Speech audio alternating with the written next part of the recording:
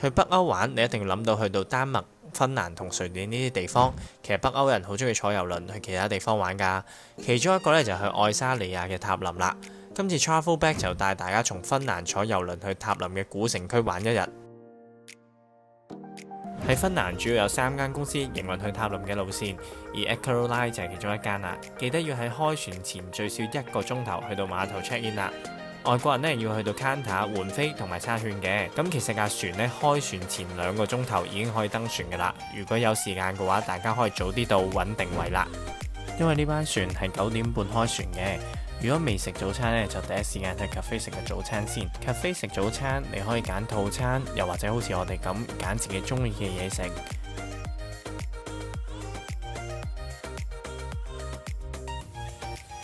雞蛋同米餅就係唔錯選擇啦。呢種米餅呢係芬蘭嘅地道點心，唔太貴又飽肚啊！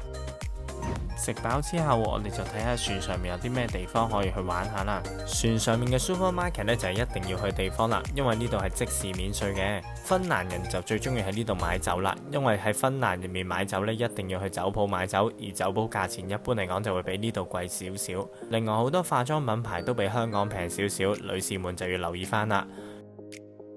呢度仲有唔少好正嘅手信，例如有巨型版嘅瑞士3角朱古力，回程坐船嗰陣時咧就可以大手購入啦。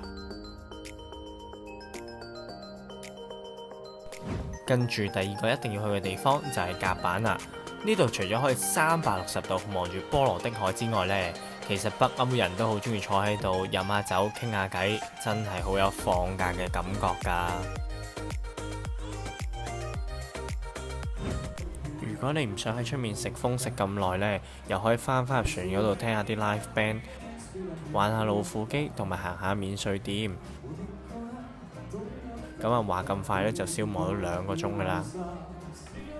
嗱，話咁快就去到愛沙尼亞嘅塔林啦。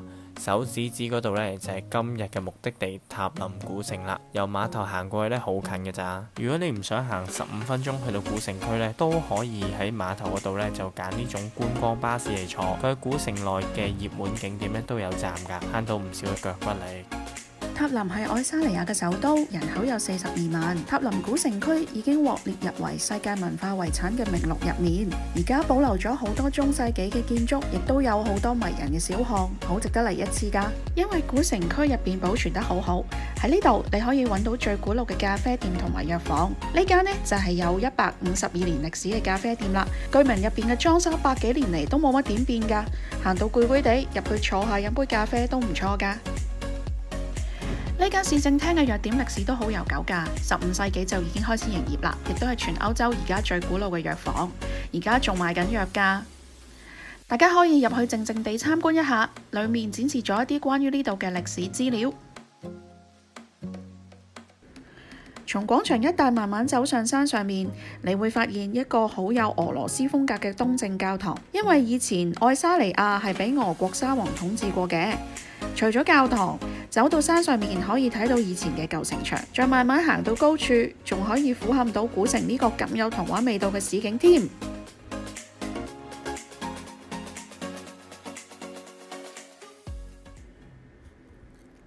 玩完一日，傍晚6點鐘我哋就坐船返芬蘭啦。因為返到去都已經9點幾啦，所以我哋訂咗船上面嘅自助晚餐。雖然款式唔算多，但冷盤有三文魚啦、鮮蝦啦、魚子醬同埋三文魚子食嘅，都幾好食㗎。而且紅白酒仲可以任你飲添。食完晚餐記得到甲板睇日落啊！如果你好似我哋一樣喺春夏天去北歐嘅話，其實差唔多到夜晚8、9點鐘先至天黑㗎，所以咧你就可以喺船上面睇到呢個咁靚嘅日落啦。點樣先可以買到船飛呢？當然你可以去官網購買啦，不過我哋就用 Klook 買飛咧，可以少啲煩惱。我哋首先入咗呢個 Apps 裏面，揀咗目的地係歐洲，然後就揾芬蘭。跟住你就會見到呢個遊船之旅㗎啦。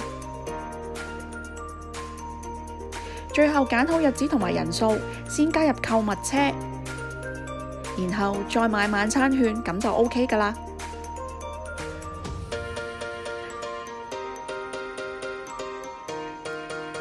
最後你哋就會收到 email，呢拎住 email 裡面嘅憑證呢，就可以去碼頭 check in 拎飛㗎啦。